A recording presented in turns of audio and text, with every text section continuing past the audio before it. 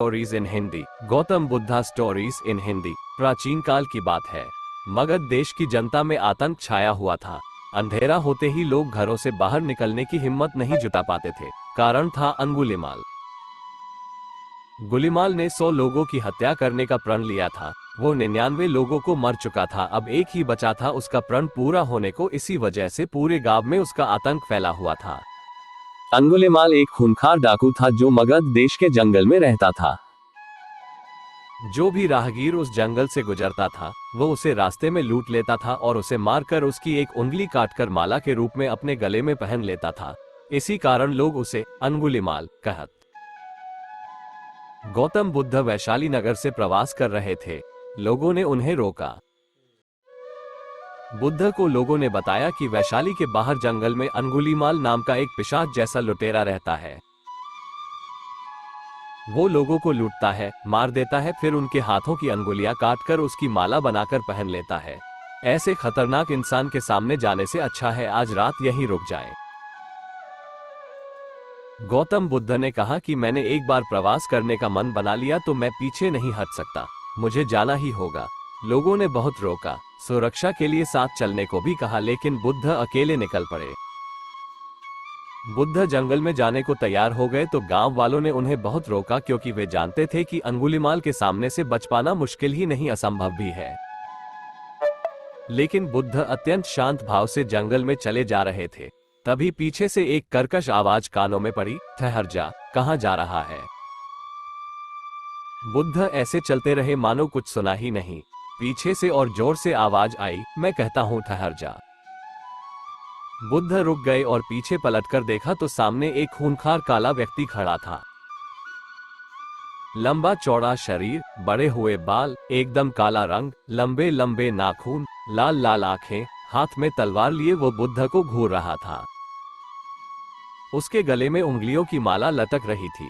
वो बहुत ही डरावना लग रहा था।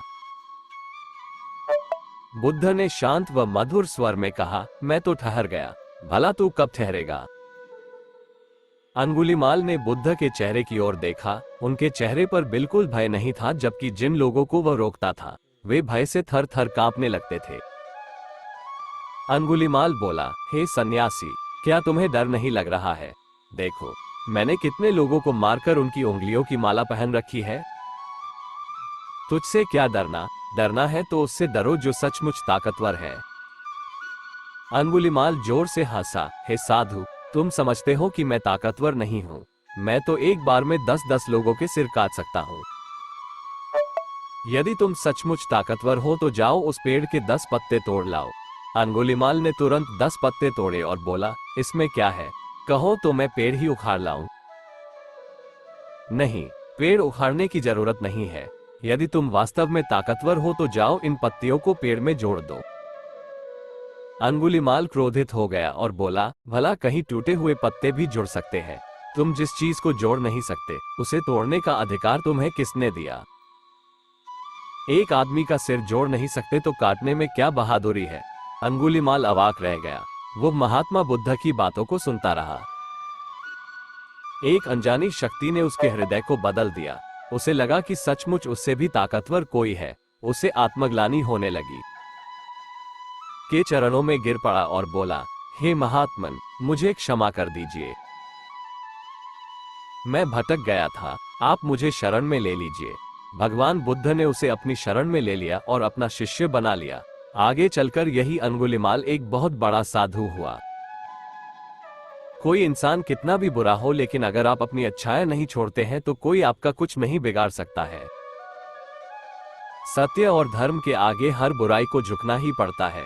परेशानियों और मुसीबतों को सामने देखकर डरना और घबराना बेकार है। शांत मन से उनका सामना करें। जरूर